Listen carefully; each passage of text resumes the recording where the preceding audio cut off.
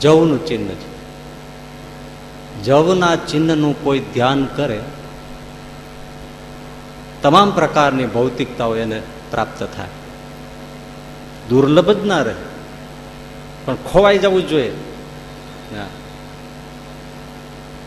વિચાર તો કરો, ઠાકોરજીએ પેલું કે મારા ચરણનો આશ્રય કરે એ ભૂખ્યો રહેવો ન જોઈએ. પેલા જવ એટલે ભોજનની વસ્તુ છે, અને જવ જેવું કોઈ ધાન્ય નહીં. ડાયાબિટીસ વાળા પણ પ્રેમથી ખાય. હા, ડાયાબિટીસ વાળાએ જવનો ખોરાક લેવો જોઈએ, સારામાં સારો, એકદમ હળવો સુપાચ છે, બહુ સારો. જવનો રોટલા ભાખરી બનાવીને ખાજો, મળે છે હવે તો ઘણા મળે છે, જમવા જેવા છે. ક્યારેક અઠવાડિયામાં 2-3 વાર જવ ખાવા જેવા છે. બહુ મેદ વધી ગયા હોય, સમય આ લુગડામાં હમાતા ન હોય, એવા લોકોએ ઘઉં છોડીને જવ ખાવા જોઈએ. પણ જવ લગ્ન મંડપમાં જવ તો લોમે, પવિત્ર એવા ધાન્યમાં ભોજનમાં પણ એ શ્રેષ્ઠ, યજ્ઞ કાર્યમાં પણ જવ.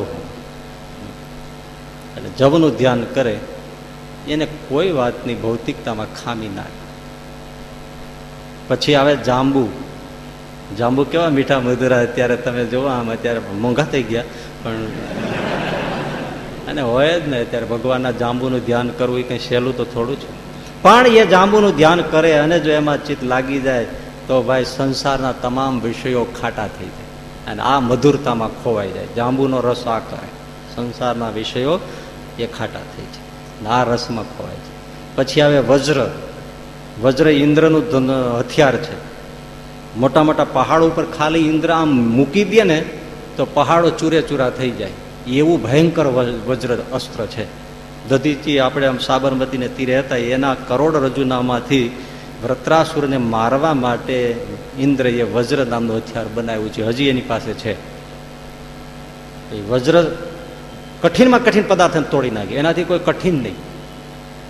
એ વજ્રને મહારાજે અહીંયા ધારણ કર્યું છે ચરણમાં. એ વજ્રનું ધ્યાન કરે તો શું થાય કે કોઈ રીતે ન ટળે એવી વજ્રસાર જેવી વાસના ટળીને ચૂર ચૂર થઈ. કારણ શરીરના ભૂકા બોલી છે, જન્મ જન્માંતરના બધા સંસ્કારો નષ્ટ થાય એક ચરણમાં. જુઓ તમે, હવે ઘણા 16 ચિહ્નોના નામી નથી આવડતા હોય,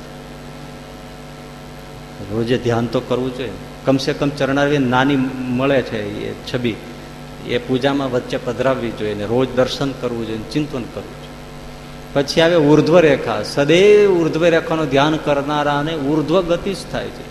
નવે ભક્ત પ્રણશ્યતી, એનું ક્યારેય અધપતન થતું નથી. ધ્યાન કરો તો સતત ઉર્ધ્વ ગતિ.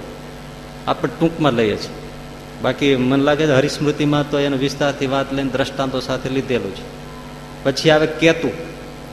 કેતુ એટલે ધ્વજા, મંદિર ઉપર ધ્વજા હોય છે ને, જે ધ્વજાનું ધ્યાન કરે, કેતુનું ધ્યાન કરે, એની દુનિયામાં ચો તરફ એની યશ અને કીર્તિ ફેલાય છે. એનો વાવટો ફર કહેવાય ધ્યાન કરનાર. પછી આવે પદ્મ. પદ્મ એટલે કમળ. કમળનું જે ધ્યાન કરે એ સંસારમાં નિર્લેપ થઈ જાય. જળમાં કમળ રહે પણ એને પાણી અડે નહીં. કમળ ઉપર પાણી પડે, દડી નીચે પડી જાય, એ એવું ને એવું જ રહે. એમ સંસારમાં રહેતા છતાં એને સંસાર અડે નહીં, જે કમળનું ધ્યાન કરે. પછી આવે છે અંકુશ. અંકુશ ક્યાં વપરાય? હાથીને કાબુમાં રાખ. એક ગજબ છે ને, હોય આવડું, પણ જેવું હાથીને પેલા ગંડસ્થળમાં ભરાવે, પહાડ જેવડો હાથી ઉભો રહી જાય. એમ અંકુશનું ધ્યાન કરે એને ઇન્દ્રિયોના અંતઃકરણ વશમાં આવી જાય છે, મન કે એના સંયમમાં આવી જાય. અંકુશનું ધ્યાન કરવા. પછી આવે અષ્ટકોણ. અષ્ટકોણ એટલે 8 ખૂણા. અષ્ટ એટલે 8, કોણ એટલે ખૂણા. અષ્ટકોણ છે, ગણ્યા છે ને, 8 ખૂણા છે. એ અષ્ટાંગ યોગ છે, એના 8 પગથિયા છે, 8 ફોલ્ડ છે, 8 પગથિયા. યમ, નિયમ, આસન, પ્રાણાયામ, પ્રત્યાહાર, ધારણા, ધ્યાનને અષ્ટકોણનું ધ્યાન કરે અને એમાં જો ભગવાન દાસજી સ્વામીની જેમ ડૂબી જાય તો સ્વાભાવિકપણે અષ્ટાંગ યોગ એને સિદ્ધ થઈ જાય. પછી આવે સ્વસ્તિક. સ્વસ્તિક એટલે પરમ કલ્યાણ. જે સ્વસ્તિકનું ધ્યાન કરે એને કલ્યાણ સરળ થઈ જાય. પછી ડાબા ચરણમાં તમે શું છે? મત્સ્ય. મત્સ્ય એટલે માછલું. એનું બીજું નામ છે મીન. મીન કહેવાય, મત્સ્ય કહેવાય અને માછલું કહેવાય. એ તમે ચિંતા જોયું જ છે. માછલું ક્યાં રહે? ઝાડવા ઉપર સાગર મારી, વિશાળ જળરાશિ મારી, હરે ફરે મજા કરે, પાણી પીએ ને લેરા કરે, ક્યારે પી લીધું ખબર જ ન પડે. પાણી જેનું જીવન, પાણીમાં જ હરે ફરે લહેર કરે. એમ મત્સ્યનું ધ્યાન કરે એ ભગવાનની મૂર્તિમાં આવા ફરેરા મારે, આનંદના બ્રહ્માનંદના પરમાનંદના રસમાં એ સદૈને માટે વિહરતો રે. માછલાને બહાર કાઢો તો મરી જાય. એમ ભગવાનની મૂર્તિનો સ્વાદ જો ન મળે, એનાથી જુદું થવાય તો એના પ્રાણ તડપે, એવી સ્થિતિ પ્રાપ્ત થાય. પછી ત્રિકોણ, 3 ખૂણા છે એટલે ત્રિકોણ કહેવાય. 3 ખૂણા ક્યાંના છે? રજોગુણ, તમોગુણ ને સત્વગુણ.